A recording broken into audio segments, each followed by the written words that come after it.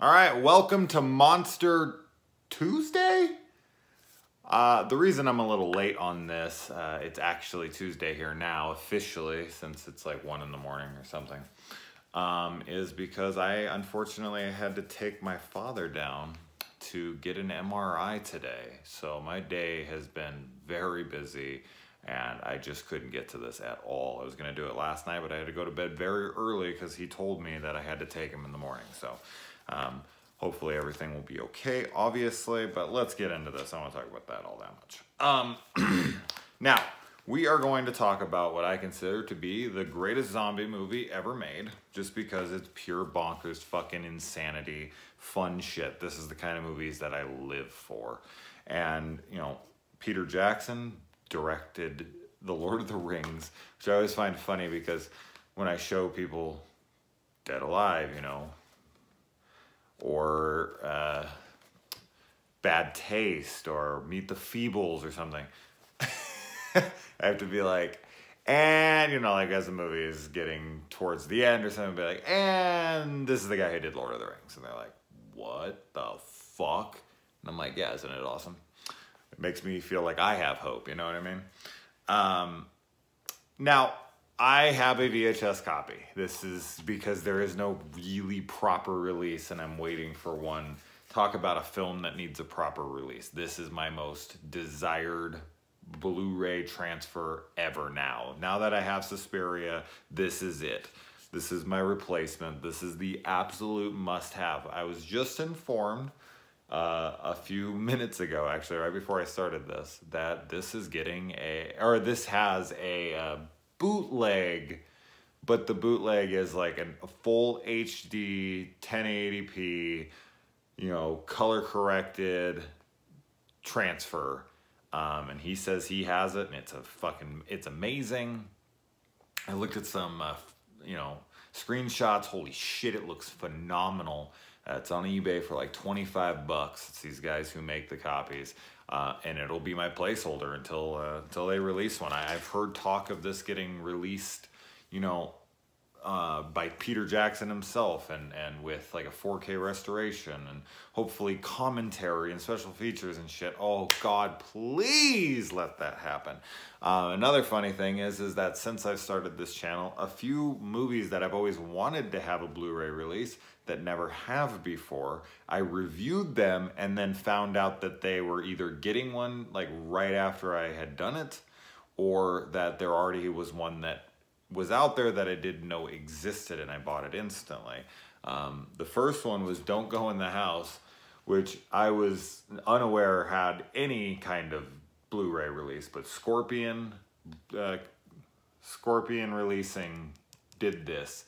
And it's beautiful. My God, what a great transfer, and it's got a good amount of special features, so holy shit, you pick this up.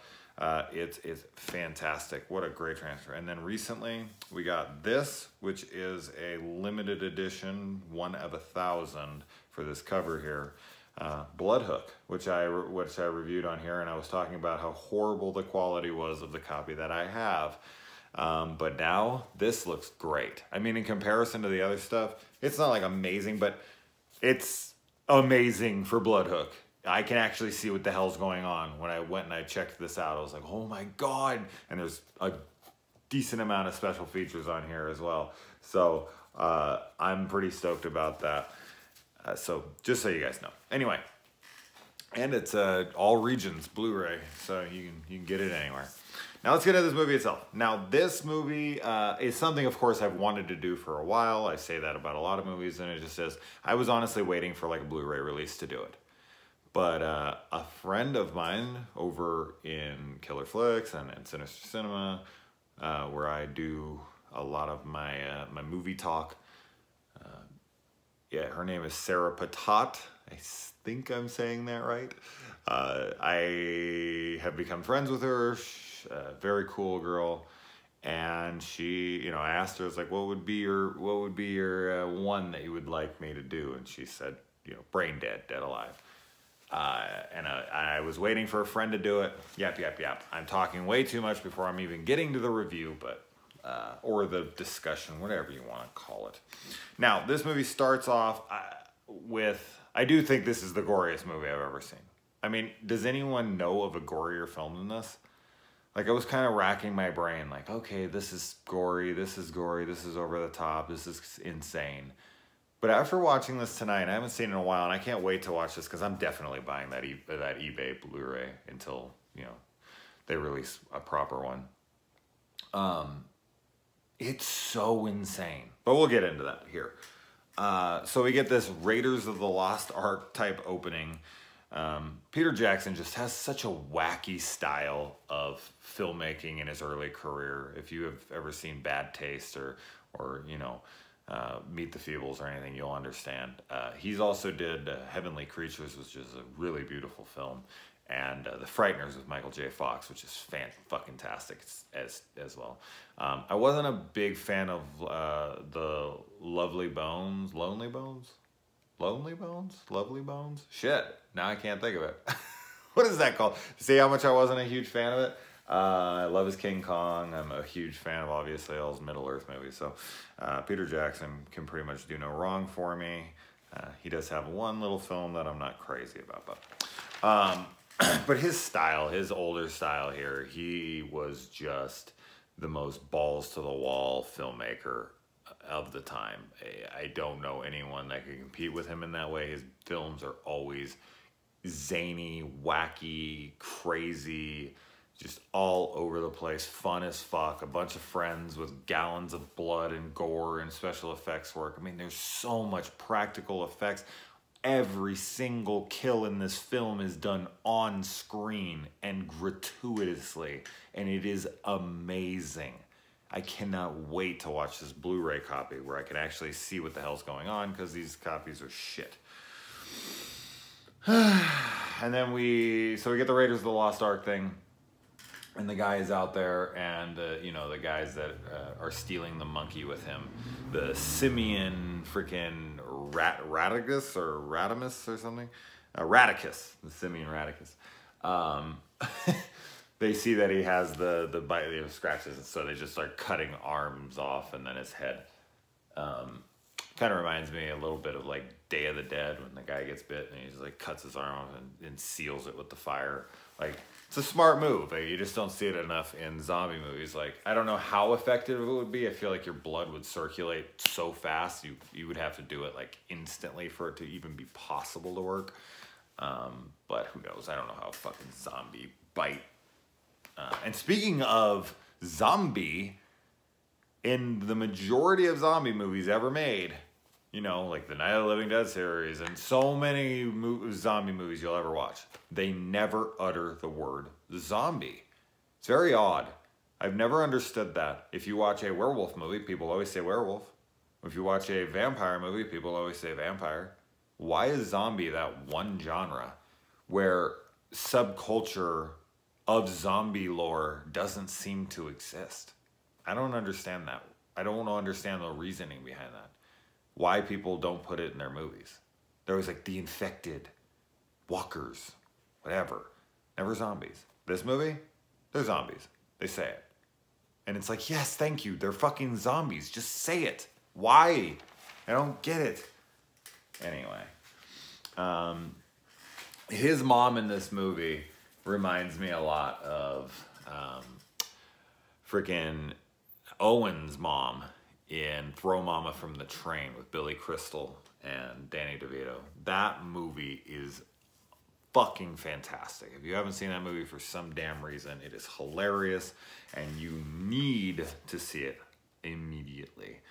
And then we get this Latin girl who's looking for love, and she finds out that she's supposed to be with this guy, and she gets her tarot cards read, and she's just, you know, hard pressed to get this guy. Takes him to the zoo. Her mom gets bit while she's following him around, and then he's trying to hide. Like, he doesn't want his mom to die. Like, it's all he has left. And then when she infects other people, he just doesn't know what to do. He doesn't want to kill anybody, so he puts them in it. And I honestly think that, I mean, do I think that he would have called the doctors or the police or whatever to help us? Sure, absolutely. This is a zany movie. Can't think about logic here. But I think about that when I watch zombie movies. It's like, as quick as we are as a film watcher to be like, I just fucking blow their head off. It's like, really, you blow the head off of your mother right after she was, acting sick? Like, you wouldn't call you wouldn't try to, like, restrain her and lock her up until you could get, the CDC there or something. Like, something. You're not going to just try. You're just going to kill her and then what? Go to court? This is real life, people. So, I don't know. When I watch this stuff, it's always so quick. Like, just kill her. Yeah, all right. Kill her. So he locks her in the basement. And I like that the Simeon Radicus is claymation. We get some kind of claymation work here. We don't get to see that a ton. And it's always fun to see all the practicals. There's no CGI in this movie. It is purely practical, and it is purely insane. I love how she, when the rat bites her, she then like turns around and just stomps on its head and just squishes it and like really draws it out. And that's just it. This movie not only is gory, but it's disgusting and vile. It is so gross, and I just love all of it. My God, this was such a fantastic rewatch for me.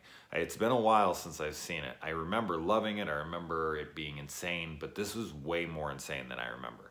I remember it being crazy, and I was watching it like, oh, this is fucking crazy. Like, this is the fucking most wild movie ever.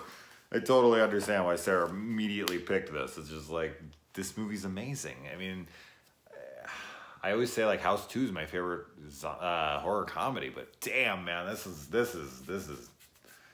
a damn good front runner right now. This movie is incredible. I love his mom wakes up and the dinner guests are there, and she has to have this meeting with him. And she like pops out of bed and she's trying to get her makeup, and her face starts falling off, and she's, her instant reaction to her face falling apart because there's people downstairs she has to talk to is, grab the glue, and she like glues her face, and she just like puts some makeup over and then goes down, and they're trying to talk to her, and she's like, her mumble-eye voice is amazing, and the guy doesn't want to leave without custard, and she just like pops one of her fucking, infected ass pus shit all into the guy's pudding, and he eats it, and it's sloppy, and his wife doesn't say a word for some reason, but then when her ear falls off and she eats it, that's too much for her, and she goes and runs and vomits. I don't know why she didn't tell her husband about it, but it is what it is. As I said, you can't really question logic in any of those movies. And then he goes down into the basement with armor. I've talked about this in the past, how in zombie movies we never get enough armor. People need to suit up and protect themselves. I don't know why they don't. This guy only knew about the zombie stuff for like an hour and did it. People in The Walking Dead and the other shit, they almost never put any form of armor on, and they've been in it for weeks, months, years. It's so stupid. And then we get the detached nurse head that cuts back and like flips all the way back, and it's used throughout the movie as a gag. It reminds me of Nearly Headless Nick from Harry Potter. Such a great gag, so good. Then his mother's body's at the funeral home, and it's getting prepped for the wake, which I don't think you prep bodies for a wake like right before the wake. But it doesn't matter. I'm pretty sure, because the quality was so bad, but I'm pretty sure that the mortician in there was Peter Jackson. I couldn't tell though, because I said the quality's so bad, Jesus Christ. But I'm pretty sure it was him. And he's like sticks formaldehyde on her face, just starts bulging out, and fucking formaldehyde is just filling up the body, just blowing out. And then the other guy comes in, he's like, no, we need to show the body, and he's like pushing the eyeballs back in as like pus is coming in. It's so gross. It is so great. Fuck, I had such a fun time. And Peter Jackson, like, if that is him, he comes in, he like grabs a sandwich off of her and starts eating it, and like their formaldehyde's all over it. So awesome. And then this rebellious gang goes and pisses on his mom's grave, and they, the leader of the gang gets grabbed by the dick and pulled down into the grave, and it looks like he's humping the grave, and blood's just spraying out everywhere. It reminds me of Evil Dead. Such a great scene. And then, of course, I mean, one of everybody's favorite lines from this movie, and how can it not be? We get this kung fu priest who comes out and kicks ass for the Lord. Yeah, so good. He just shows up and he just randomly starts kung fu fighting these zombies and kicking their ass and ripping them apart, and then he gets impaled. It's so wonderful. God, I can't stop saying that. I'm sorry, but Jesus Christ. It's just so good. And he goes and buys tranquilizer from a Nazi, like randomly. He's like wearing a lab coat or something, and it's like ripped open so that you can see that his Nazi patch on his arm. Just so random that he just goes to a Nazi for this shit. It's not really addressed again. And then he's trying to feed them. He has like a whole dinner table thing going on, and he grabs the nurse's head because she won't eat, and he pulls it back and he just stuffs it down her esophagus. And the other one's eating and it's coming out its throat, and the other one tries to take the spoon and rams it through the back of his neck and out the back, and and then we got horny zombies here who fuck and make a zombie baby. And the scene where he takes the zombie baby to the park, for some reason, I guess he's just trying to lead a normal life with these zombies, like this isn't actually happening, so he takes the baby out. That scene is hysterical, man. He's beating the fuck. Like, everyone in the park thinks this is a baby, and he is beating the fuck out of this baby. Like, punching it in the face. It's getting thrown up in the air. He's hitting it with swings. He's kicking it. He's punching. He's stomping on it. Amazing. Jesus Christ, man. And he just stomps off with it after he shoves it into a bag. And then just, we get into, and I guess before I even say this, I really like the romance between the two leads. There's something very genuine and sweet about it. This movie's so zany and crazy that I don't know, it's like you don't even focus on that all that much, but it really was, and I really enjoyed their chemistry. I actually bought that they were like crazy about each other. So in order to be able to sneak that into a movie like this is pretty impressive. As unrealistic and silly as it is, even their relationship, I just found it, sweet and I don't know, heartwarming in a way. And the final act, I mean, the whole final act is just pure insanity. I mean, there's a lot of crazy shit that happens up until that point, and I haven't even mentioned any part of the third act yet. The whole third act is so gory, is so violent, is so absolutely crazy, insane. It's almost beyond words. There's so much going on, I can't even begin to mention all of it. I'll try to mention all, my favorite ones that just stand out. But God, I mean, there's 50 fucking other kills in this movie that are just insane. I love when he's like running and he's slipping on the blood and he can't get traction and they're coming to him. And he just keeps running and turning and running. And then he finally like jumps from body part to gain traction to get up the stairs. Oh, what a great, I mean, just think about writing this movie. Seriously, think about sitting down with your friends and writing this movie and having a blast, just being like, and then we could, and then actually doing it, like getting the money together and actually putting this together. And a film like this is much harder to make work than anyone would think. Like, I think a lot of people would watch this movie and be like, oh, this is just gross, and this and these people have no talent, and this is bull fucking shit. You could give the exact same script, the exact same budget, and all that to 10 different directors, and you'd have 10 different films, and I don't think any of them, depending, of course, on what directors, but just some random people, and you gave them the money, especially the people who were talking shit, like, give them the money, fucking forget it. But Peter Jackson shows off some serious talent within this film, believe it or not. I think he is unbelievable. I mean, one of the greatest directors ever. I mean, The Lord of the Rings is my favorite movie, so I would consider him the greatest director of all time when he was on the set of that, for sure. But yeah, I don't like when movies like this are just kind of pushed aside, like, oh, it's just a silly movie. It's not really, and no, don't fucking mistake that. This movie was crazy hard to make and took tons of talent. Anyway.